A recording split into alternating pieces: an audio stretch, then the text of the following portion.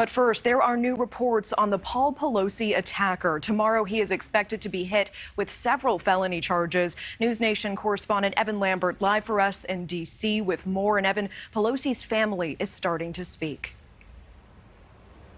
They are, Natasha, and we're learning more about this suspect who's accused in this savage attack. There are multiple reports that he had zip ties with him. NewsNation has not been able to independently confirm those reports. What we can tell you is this suspect is expected to be charged tomorrow, possibly with attempted murder. New details emerging Sunday in the violent attack on Paul Pelosi, Speaker Nancy Pelosi's husband, just hours before his alleged attacker is expected to be charged.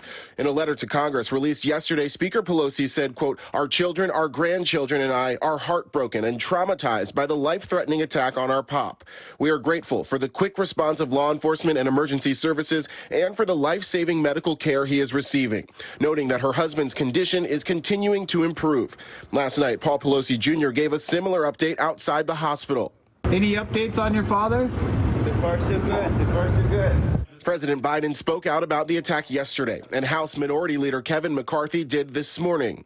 You know, it's one thing to condemn the violence, but you can't condemn the violence unless you condemn those people who continue to argue the election was not real, that it's being stolen, that all the malarkey that's being put out there to undermine democracy.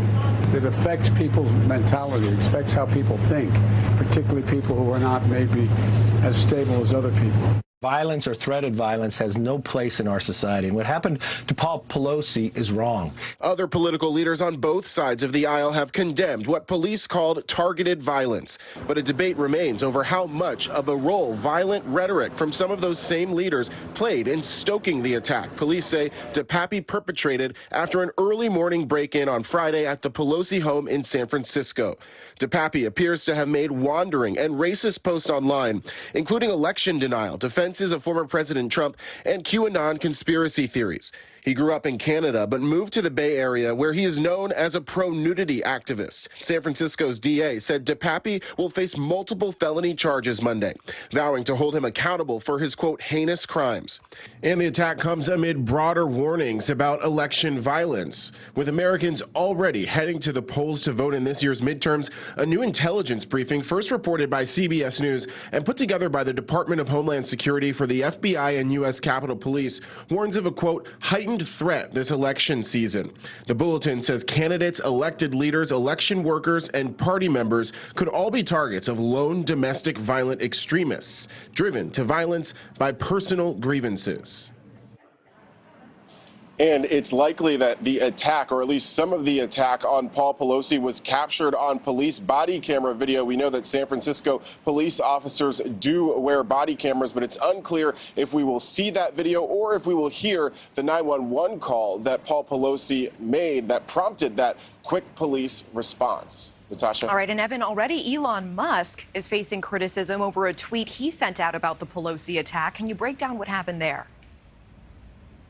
Yeah, Natasha, the billionaire new owner of Twitter responded to a tweet from Hillary Clinton. Her tweet criticized Republicans and language that she connected to this attack. And Elon Musk responded to that with suggesting that a conspiracy theory may have motivated this attack. That tweet has since been deleted. He also linked to a site that's known for reporting false news. All right, Evan Lambert, Natasha. live in D.C. Appreciate your report. Thank you. Thank you for watching. Go to newsnationnow.com to find NewsNation on your television provider. And don't forget to click the red subscribe button below to get more of NewsNation's fact-driven, unbiased coverage.